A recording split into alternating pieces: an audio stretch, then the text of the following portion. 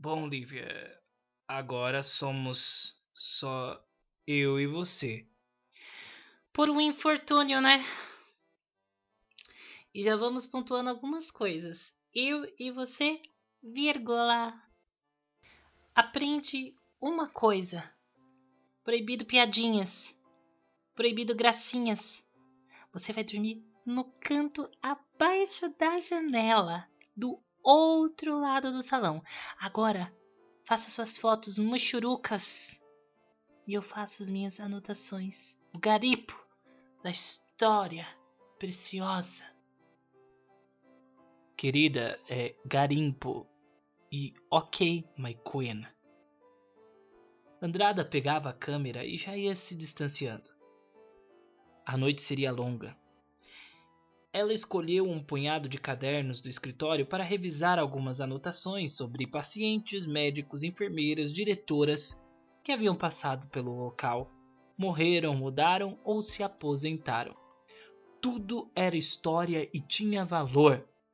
Enquanto Andrada tirou suas fotos, desabotoou a camisa social, sentou-se no chão e observava o relevo do mosaico que planeava todo o piso do local. Duas riscas dividiam o salão perfeitamente entre preto e branco. Havia ainda no local umas estranhas marcas dos pés das camas daquele dormitório. O lado da bruxa do oeste, o lado de Dorothy, eram bem marcados e divididos. O silêncio rolava suavemente, quebrando a troca de folhas que permeavam a leitura de Lívia. O trepidar da chama da vela, distante da escuridão de um salão enorme. Enfim, eles dormiram.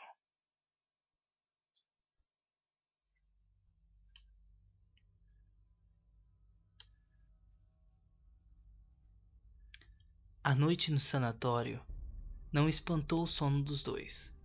Já era alta madrugada quando o assoalho do escritório começou a ecoar de um modo estranho.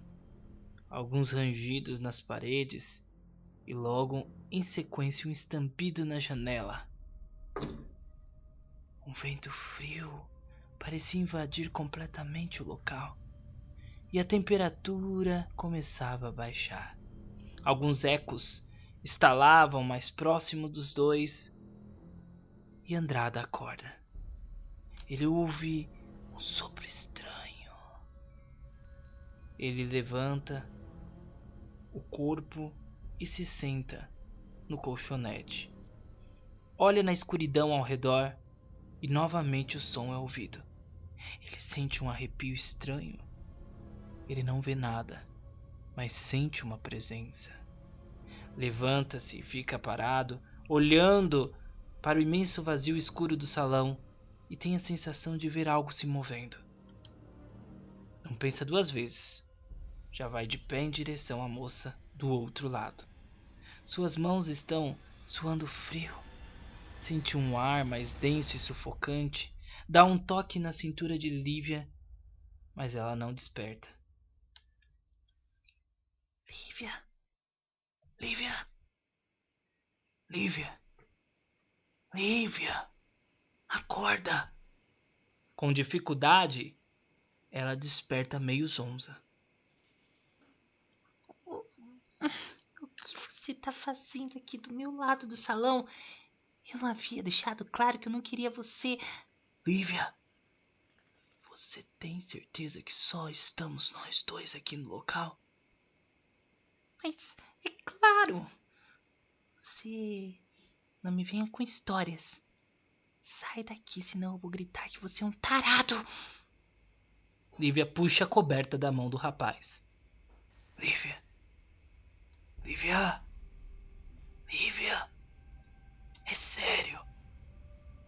Você não tá ouvindo nada? Um breve desconfiado silêncio. Ela se senta e olha ao redor. E para o rosto espantado de Andrada. Então, de forma lenta e gradual, começa a ouvir.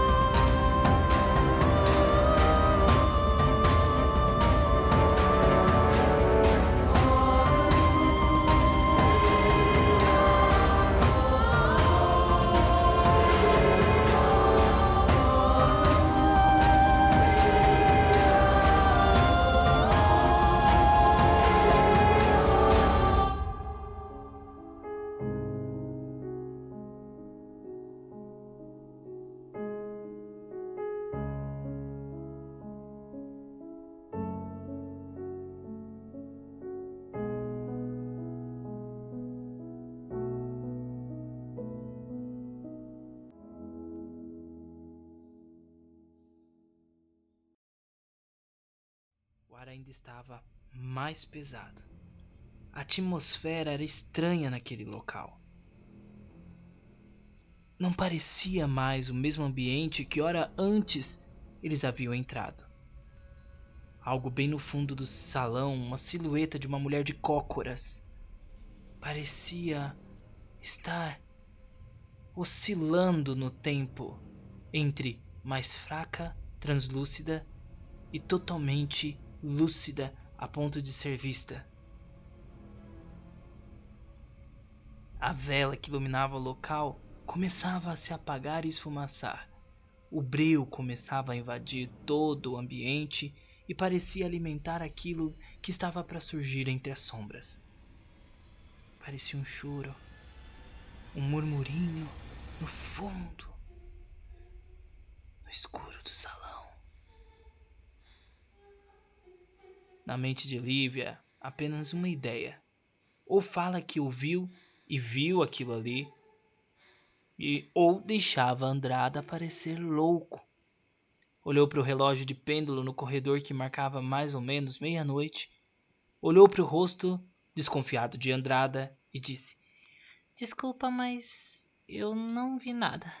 Esse lugar pode estar cheio de coisas que mexem com a nossa cabeça e também deve ter sido aquelas histórias das almas penadas. Nesse complexo, o velho Ney contou muita coisa. Só pode. Existem tantos animais pequenos, roedores, vespas, insetos. Eles amam locais assim, abandonados há um tempo. E às vezes eles fazem essas movimentações, fazem barulhos. Bem, pode ser qualquer coisa, meu caro Chapeuzinho de Papa. Ela virou-se de lado novamente, dando as costas para o rapaz. Por culpa daquele infeliz, eu vou ficar sem sono pensando no que poderia ser aquilo. Apesar de temeroso, arrastou o colchonete para o outro lado. Aproximou um pouquinho mais de Lívia e em silêncio fechou os olhos. Mas não dormiu, pois em sua mente ele questionava se realmente havia visto algo ou ouvido algo. A lua iluminava todo o salão. E era certo que mesmo para Lívia não seria fácil lidar com o sobrenatural. Ela nunca deu crédito a esse tipo de coisa e o seu futuro seria completamente redirecionado aos fatos que iriam acontecer. Coisas que às vezes nós não vemos, nem sonhamos, existem há mais tempo do que podemos imaginar. E podem estar mais perto do que podemos imaginar. Só porque nunca manifestaram, não significa que não estejam ali. Apenas pode significar que guardam um momento específico para aparecerem, atacar e agir. Duvidar de coisas que não vemos pode ser o início de um enorme erro. Deitados, sem sonos, cansados, não brigaram, baixaram a guarda. Resolveram contar algumas experiências que tiveram com o sobrenatural, e isso renderia boas risadas, ao menos uma distração para o fato ocorrido antes. Numa dessas conversas entre eles, Lívia contou sobre um episódio em que foi pesquisar sobre uma suposta médium que ficava dando consultas e conversando com mortos perto de São Paulo, numa rua lotada. Disse que foi disfarçada de freira e logo que entrou, foi interrompida pela mulher. Seja bem-vinda, minha querida. Vejo que a detentora do conhecimento da verdade está aqui por uma causa nobre. Com uma mão num terço, atuando muito bem, se aproximou e fez o sinal da cruz. Sim, madame. Eu preciso falar com você. Sente-se, Madame Zoroastra pode te ajudar. A médium colocou a mão numa bola de cristal enquanto Lívia observava as luzes que piscavam. Sobre o seu passado, vejo que carrega consigo uma família, e ela brilha, e você irá realizar aquilo que alguém que morreu sem realizar fez, e será muito feliz carregando isso consigo. Naquele momento, Lívia já se contorceu. Queria falar poucas e boas para aquela suposta mulher que sabia de tudo. Desculpa, Madame Zarastra, mas sou uma mulher da fé. Como vou viver algo que alguém que morreu não viveu? Fala de Jesus, o nosso Salvador. Madame Zarastra vê algo do amor. Você vai carregar o amor de um casal consigo. Sobre o seu presente vejo sucesso, dinheiro, mas terá uma ruptura e mudança. No momento, a mulher para e foca para Lívia. Tira as mãos da bola de cristal. A mulher parece atordoada com algo. Coloca a mão novamente na bola de cristal. Apanha um punhado de baralhos, embaralha e novamente joga e pede para que ela tire 2 cartas. Zarastra está cansada. Zarastra está muito cansada. Você poderia voltar outro dia, querida? Como assim a senhora está cansada? Falta o meu futuro. Vamos, diga logo. Não poderia se retirar da loja de Zarastra? Para de graça, sua vidente fajuta. Não teve tempo para inventar o que vai ser do meu futuro? Vai embora. Zarastra está cansada. Você terá um futuro de clausura e distância. Sua vida é ligada à verdade. A verdade é ligada a muito, muito sangue e morte. Eles vão procurar você. Você falará por eles. Uma religiosa vai te fazer encontrar a verdade. Agora suma daqui, por favor. A mulher é notoriamente um sobreposto. Um peso para essa sociedade. Um enorme turbante vermelho e colar no pescoço não faz de você uma grande vidente. A senhora sabe o que é? Uma charlatã. Saiba que eu... Lívia tirava o véu freiral, enquanto era interrompida. Não precisa tirar. Eu sei que a senhora não é uma freira, mas vai precisar mesmo de um terço para ver a verdade que tanto procura. Claro que Lívia descascou o abacaxi em cima da vidente, falando que ela não tinha moral alguma, que ela era fajuta, que ela era mentirosa. 2 semanas depois, a médium acabou mudando o seu ponto e Lívia nunca mais ouviu falar dela. Bem provável que seus clientes a abandonaram após a denúncia feita por Lívia espalhada a todos os jornais e revistas do Brasil. Já Andrada conta que teve uma experiência muito estranha quando jovem. Tinha seus 16 anos e juntou-se com 3 garotos na rua e foram até uma casa abandonada para brincar de jogo do copo, muito tradicional naqueles anos. Olha, a brincadeira é bem simples. A gente coloca o copo aqui na direção das palavras, dos números, pergunta sim ou não. Todos nós pagamos um preço se alguém tirar a mão daqui. Já tá avisado, hein? Com eles quem que a gente vai pagar o preço? Perguntou Andrada. Ora, com espíritos, mané.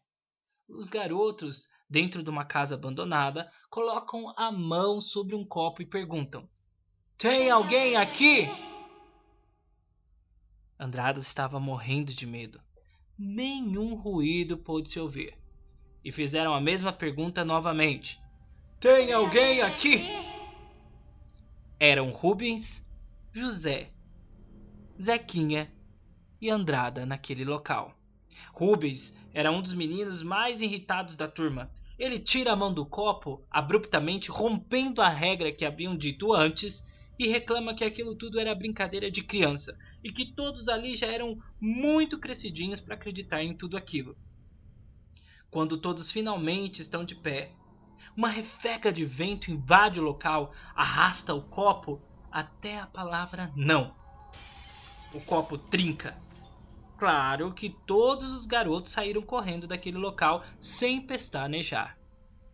Fato real ou coincidência, anos depois, Zequinha acabou morrendo afogado em uma represa.